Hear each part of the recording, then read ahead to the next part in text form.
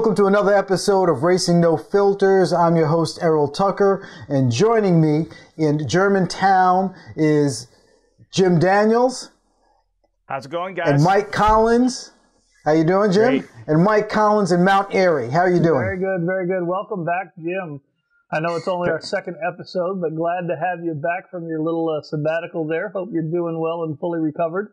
Thank you very much. It'd be 4 weeks ago tomorrow. I was under the knife, had open heart surgery, fixed a birth defect that took a decade to find, but I'm 100% and feel better than I ever did before, so I'm ready to go. You only found one? Good deal, good deal. We're glad to have you back. Thank you, guys. Glad to be back. So, our second episode for this year, and I think we have a lot to talk about. First of all, let's jump right into it with, I guess, the changes that were made over the down season with the SM class. And based on the first couple of races, national races this year, gentlemen, I would say that it seems like they got it right. What do you think, Mike? You know, being on the smack and switching from the Toyo tire to the Hoosier tire, we were really concerned about parity. We wanted to get the weight of the cars closer. We used to be almost 200 pounds apart. Now we got it down to where we're only 100 pounds apart. So, weight shouldn't be an issue on the tire. We worked on the restrictor plates and weights a little bit on all the cars. And, Todd Burris, pro driver, started in our series, back in our series this year. Looks like he wants to make a serious run for the national championship. He won out down at the Quad Nationals, and I think he won at Roebling again. Yeah. I mean, he stands to win the Southeast. The 99s, they slowed down a little bit. Todd has always been good. Todd has always been good in that 1/6, and those three tracks are almost like his backyard. Yeah. So I think that, he had a little bit of a favor there. Todd and I were teammates in 05 at BSI. We raced against each other in 06 at first year of the championship, and he's a wheel man. He can drive. But here's what's really happened, Mike, that you don't want to admit. 2 years ago when I went on the rampage against the 99s and for the 1/6s and said a 1/6 would never win given the current rules, it's only taking you guys on the committee 2 seasons to make some of the changes I asked for. Well, we do move slow. I follow, Jerry Winarka and Jeff Danhart's leadership, and why do anything fast in the SCCA when you can do it slow? It just doesn't matter. Well, I think so are you saying that it's looking like? So you're saying, Mike, that it's looking like I now need to get rid of my 99 and go jump and grab a 1/6? Well, wait a minute. Is that what you're saying? All the 99s in the country have slowed down, except maybe Pat Sandlin's. That's right. I'll take that. I'll preference that too. You still have got to have an East Street Jim Drago motor under the hood because Todd can drive. That's the trick. His car got help, and also I think this is the first year he'll have a Drago engine. So you still got to have the stars lined up for your car prep. I have that sticker on my car. It says, "What do you mean? It was legal on Drago's car." I have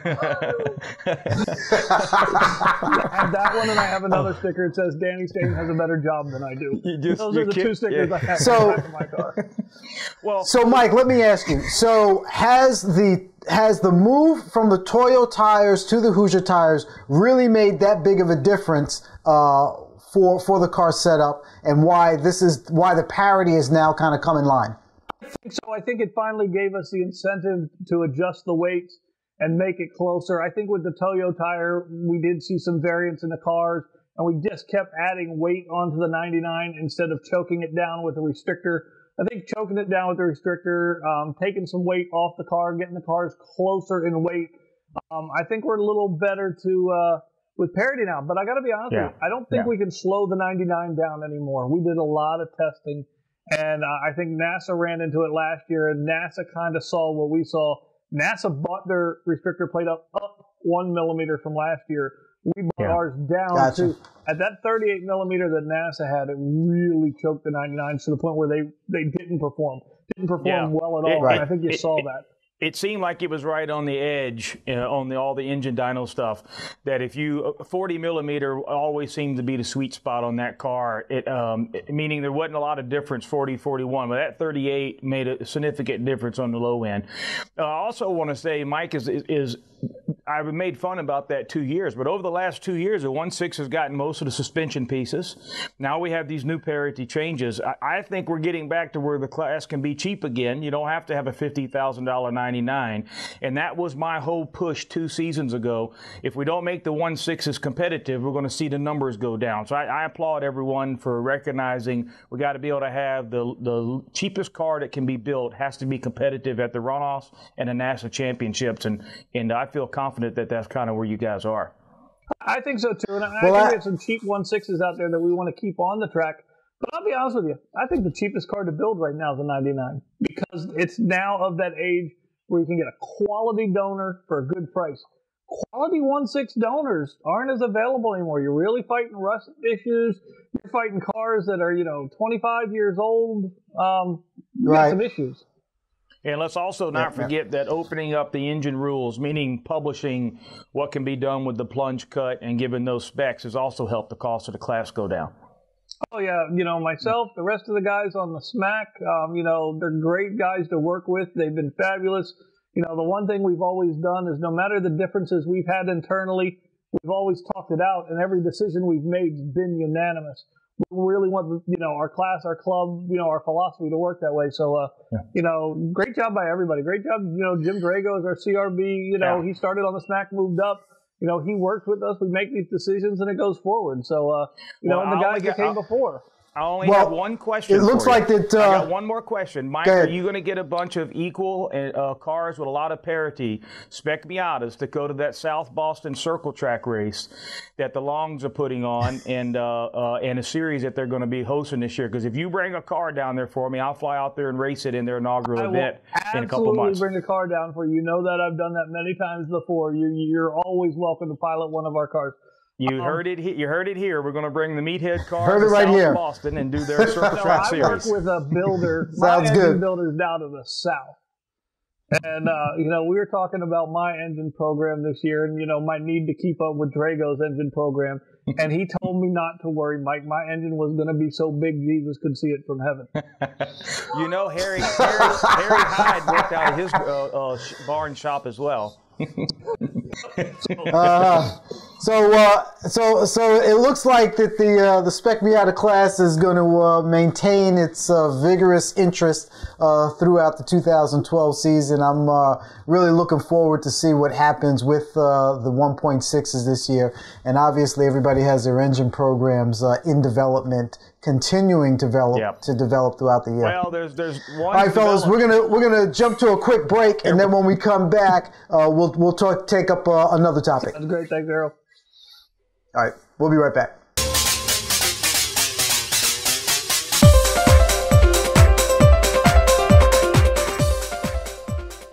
For over 90 years, an obsession has pushed us to keep improving how our cars look, how they drive, and how they make you feel behind the wheel. It's in our DNA. It drove us to successfully engineer our revolutionary rotary engine, and it's driven us to reimagine the automobile as a whole today. Our goal? Ultimate efficiency. To achieve the unheard of, where fuel economy, low emissions, and outstanding driving performance coexist in cars accessible to everyone. To pull it off meant starting with a clean slate versus carrying over old ideas and parts like everyone else. It meant starting from the ground up and rethinking everything to work together in unprecedented harmony. We call it Skyactiv technology. Imagine an engine that pushes the boundaries of engineering by delivering the compression ratio of a Formula One race car, and 15% more low mid-range torque, yet 15% better fuel economy, all on 87-octane fuel. Imagine an automatic transmission so smart it perfectly rev matches downshifts faster than a dual-clutch transmission. Imagine entirely new bodies, 220 pounds lighter, yet stiffer and stronger than the bodies they replace. We imagined it all, and more, and then we made it a reality. At Mazda, we saw no other choice, committed to lowering fuel consumption and emissions across our entire lineup while refusing to compromise how our cars drive, pushed us to achieve a new standard for all future automobiles. Skyactiv technology from Mazda. Fuel economy, performance, together. The future of driving begins now. We build Mazdas. What do you drive?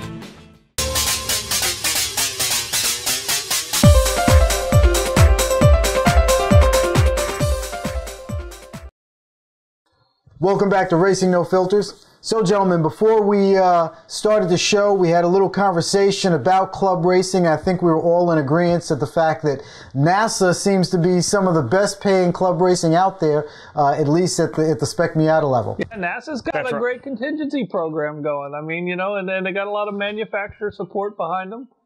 You know, in our conversation earlier, I likened it to my kids playing, you know, soccer. Everybody gets a trophy, man. You show up for NASA, you're going home with some kind of money, man. They got to tell you about that. They stop paying out at third, then start paying out again at 10th or something. You know, just show up. We'll give you a check.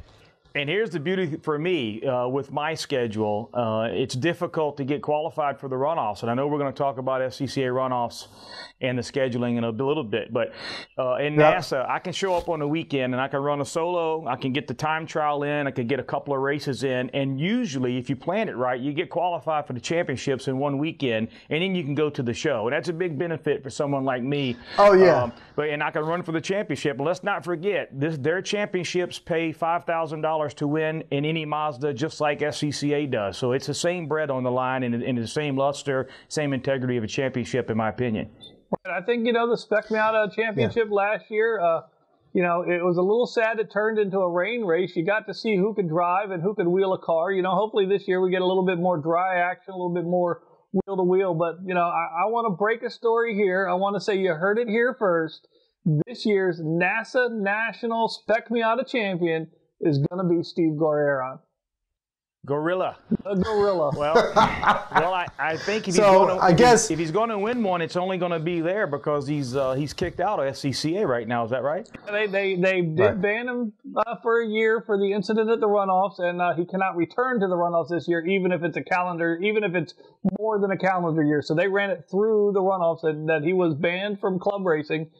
And then I think he was looking at doing some World Challenge stuff, and I think because it was part of the club, I think they elected not to extend him a license either. Yeah, you're exactly right. They tarnished his World Challenge hopes by not giving him a license. That's a fact. So because of what happened at the club level, they've basically said you can't run at the pro level either. I mean, you got to take your marbles and go home. Yeah, I don't have the inside information on that, but you know, it looked like he was all set to, you know, get a ride with a major manufacturer, and they, you know, the pro office elected not to extend him a license. So, you know, you heard it here first. He's going to win Spec Miata at the NASA National Championships. No ifs, ands, or buts. His program, his car, so, you know. So are you saying that because of the fact that you think that his skills are that good, or are you saying that because there's not enough competition in NASA? Well, it's a little of both. But first of all, no matter what anyone thinks of him, there's no denying that he's a good, aggressive race car driver, and without he's consistent. A doubt. And you know, if he didn't have the temper issues he has occasionally, you know, he would be one hell of a champion. And not to take anything away from him, but that's my take on him. I've known him for a long time, but he can drive. The guy can flat out get it done in the car. And then I'm going to say, and I say this a lot, that the NASA guys on the championship level just haven't, you know, you don't have the top 15 NASA guys with dynos in their basement at their house, and you have that in SCCA right now. So there is a little difference in the level of car prep, and but you know, I think they're getting there. But I think Mike is spot on. If he shows up, he doesn't blow up, and he passes tech, he's going to win the race. I got to tell you this: I've been the head of Spec Miata Tech at NASA for their national championship the last couple of years. Telling them right now, I hope I get an invitation to come back because I'm dying to take that car apart. Well, I think I'm putting my name on the list as your assistant. So now let me ask you. I'm dying to take that car apart.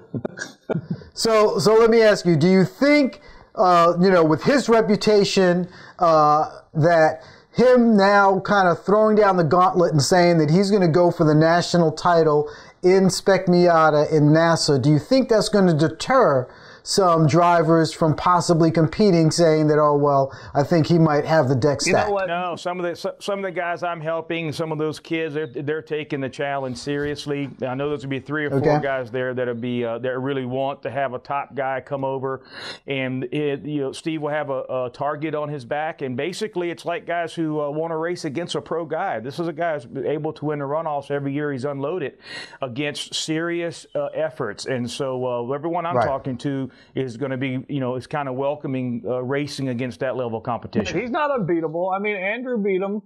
Elevon beat him. They both beat him on the track. Yep. Steve's beatable, but you got to know something. Steve's program's going to put him up front. Right. And I think some people want to have the opportunity to race against that level of competition. Yeah. Del Genio puts together a very good car, so yeah, he's going to have, from the technology standpoint, and then you have a top driver driving that car. It's going to be Del Genio's a formidable witch effort. doctor. Trust me, that car is going to have some mojo on it. Sounds good. All right, fellas, let's take a break, and when we come back, we'll talk about the new announcement from SCCA about the runoff schedule. We'll be right back.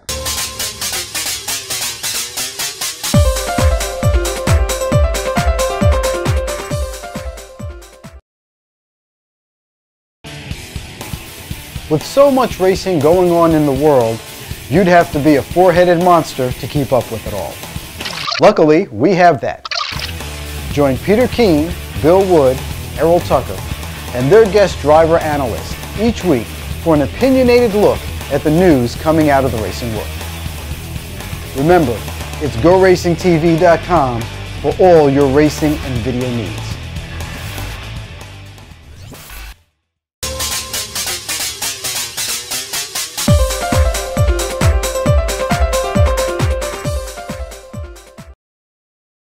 Welcome back to Racing No Filters. So, gentlemen, it looks like the SCCA has announced that there will be some scheduling adjustments to this year's runoffs. Good thing or bad thing? Well, Mike? I was just at the SCCA National Convention. A little disappointed this year they didn't have a track for the drivers, so I got to follow all the stewards around, most of which whom I knew. The big announcement was that they sent a survey out to 4,500 national drivers. That about 1,500 people respond. 70% were in favor of the shorter version, and they did shorten the version. You could actually go for a day less if you didn't want to test. I think there's still some hurdles to get over. The paddock's going to be a hurdle. Testing's going to be a hurdle. They're going to integrate qualifying and races. So you get to Friday, you're going to still have people that are qualifying who are racing on Sunday, while there's some people who've been qualifying since, Wednesday who are going to race on Friday. So I think, they need to look at it real close, but they had a proposed schedule. There were some hiccups in it. I made some comments on it. So did some other people. But I think the people who worked on it did a good effort. I think the holes in it were pointed out to them, and I think they have an opportunity to fix that, and I think they will. So, you know what? It's better than what we got because what we got is broke. We're losing market share. We're there too long. How many days how many days will it actually save the average driver? None. The average driver or the below average driver? The average driver. Because they'll still show up. It's going to come out there to participate. The average driver going to the national championship will show up and test, meaning they're still going to get there on Friday, Saturday, or Sunday and stay through the following Sunday. So they'll still be there for a full 8 days. Well, Mike, what gets these things started? We all got that poll. Who internally gets these things started on this particular issue? How did this get started for us to send a survey to 4,500 drivers? Who was the first people or group complaining about it being too long? Because from reading what I see about it, it doesn't really change it for anybody. You just get a day less. And that's the question that I'm asking that's the exact point that I'm making is, how is this actually changing anything for people's travel time? I don't think it does change anything. But I got to be honest with you. The SCCA is slow to change, and if they're willing to do this, I'm hoping down the line they're willing to do more. But, this isn't, in my opinion, I'm the first one to criticize them. This is a first step. And it's maybe a baby step, but it's a first step in the right direction. But you have to understand, right after the runoffs, they poll everybody on participation. So the first poll was, what did you like, didn't you like? And they got a lot of response from that said it was too long. So then they came up with a proposed shorter schedule and sent it out in a second survey several months later and said, okay, based on your initial response, now here's a shortened version. If we did a version like this, it's your typical survey. More likely to come, less likely to come, just as likely to come. Gotcha. These conventions, you know, what I'd like to see happen in some of these would be whatever happens to the survey where we all say we didn't like the grid worker sending out the wrong line. I'm on the pole and I had to start 15th. How do those things get resolved? You know, Jim, is there any reprimanding them? You know, we always have these conventions. We didn't have a driver track there. So if you was a driver and you went, you had nothing to do. And then I don't hear anything coming out of the convention that corrects the problems we have with the volunteers. I love them. We couldn't race without them. But, you know, I'm beginning to think maybe paid corner workers or some sort of accountability system. We come as drivers for a piece of wood. We pay entry fees. We're there for funds. It's a hobby, but we get penalized and fined money when we make mistakes. And then we have issues like you're 100% right, Jim. You know? I went to the stewards track. Jim Creighton bought that up. You know, the stewards have a new 2012 stewards manual, an operating manual for them. And it talks about accountability, but it doesn't really go into depth on accountability. You know, as a driver, if we make a mistake and we're reprimanded, it shows up on the bottom of a result sheet. If we appeal it, it goes out to the entire country in fast track. Jim Creighton brought that up. I applauded him publicly in front of all the stewards for doing this. People thought I was nuts. Jim said it. I stood up and clapped. There's no accountability for the volunteers. So moving to a scenario where we have stewards and we pay the officials. We already pay them. Let's get over that. Does that bring us? Get over that. We already pay them. Let's just tell everybody we pay them. Yeah. And we might not pay them with dollars. We get them with incentives. Well, we get hotel rooms for them. We give them gas cards. We provide them with premiums. Lunches, dinners, parties, alcohol. I'm not saying they're not deserving on that, but let's call it what it is. It's payment. You know, and it seems... And therefore putting together a system that they formally get paid with accountability, ultimately, I guess your feeling is that that will draw out a better product for all. I'm not looking to get rid of anybody we have now. I'm looking to harness the skill, talent, education of the workforce that we have now. Let's reward them in an above-board fashion. Let's pay them for what they're doing. And then by paying them for what they're doing, we can then hold them accountable. I mean, we're paying them now. There's regions and divisions in the country that have to pay them to just get them to show up. Let's just make it nationwide and that's the system in place. And that's absent us just asking them to be ethical and take, you know, their lumps based on the system and licensing system we have for the specialties. If we can get points on our license as drivers for things that we do, including just how we deal with the scrutineers, you can be kicked out of the club. When drivers races that are paying for the show to be there, and those sanctioning fees are still going up the hill to Topeka. When there's a mistake made that ruins their weekend, ruins their fun, this has to be some sort of accountability. Points on your license, too many points, you got to go back and run regional races again and get some training. There's got to be something that they themselves would want to be held accountable for, just like the drivers. That's all I'm saying. So let me ask this question. Let me throw this out there. So there's certain regions that are, you know, really struggling for volunteers, for corner workers, so on and so forth. Do you think this would help them in their plight to draw more corner workers and workers in, or will it be harder because now the people that they do have will be accountable? No, I think it draws more of the youth in. It absolutely draws more of the youth in. Right now, the people that have disposable time are the people that we have access to, and that's why we always talk about the graying of the SCCA. I hate to say it, but most of our volunteers, not all, but most are retirees because they have the disposable time. The racers tend to be the younger set who have the disposable income. That's what they're spending their money on. Now, what we've got is I know a lot of young people who are waiting tables in the evening, who got a second job working retail around the holidays. I mean, you got a lot of young people trying to get it together. If I could get a young person in the sport knowing that they're going to have some income by going out and flagging or going out and working tech or going out and working registration, and maybe they wear a couple hats in the course of a weekend. If they work registration on Friday night and they're flagging during the day, and then maybe on Sunday they're working tech, you know, they're getting compensated for this. And it might not be a lot of money, but it's a fixed schedule, a fixed amount of income. And then I think we've got something to attract some of the younger folks out. Part-time college job, you know, it's not full-time. They don't have to do it Monday through Friday. Come out on the weekends, make a few bucks. You'll get a lot of motorheads. You'll get a lot of motorheads who just don't, the word volunteer stands in their way. If it was, we only can afford to pay you minimum wage as a part-timer, but you're going to learn and have fun and all the other great things that comes with working one of the specialties. They will show up and we won't have these worker shortages. And then if they work their way up into a position of leadership, It's a resume builder. I hate to say it, but it's true. Hey, I'm a team captain. Hey, I'm a head of a specialty. Hey, this is what I do. You know, I might be looking to be an automotive engineer, but I can put this on my resume that I've been involved with the SCCA and I've climbed the ranks and I've done it and I can prove that I've done it and I've been compensated for my time while I did it. There's a whole other discussion about also the marquee events, the kart races, the World Challenge races, the Formula One when it comes to the States. You know, those corner workers are filled with the same people that are doing the good job for us volunteering.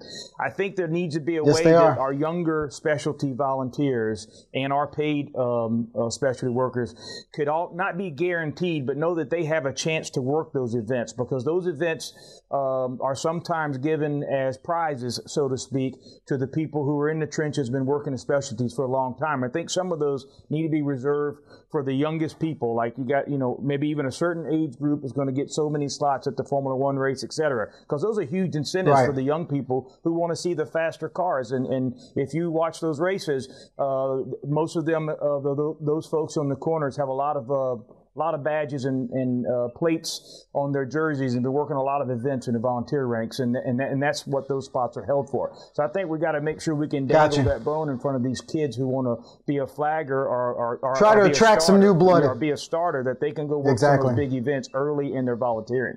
Absolutely. Sounds good. Sounds good. All right, gentlemen, we're kind of running a little long here. We want to definitely give a shout out to Chip Van Verst.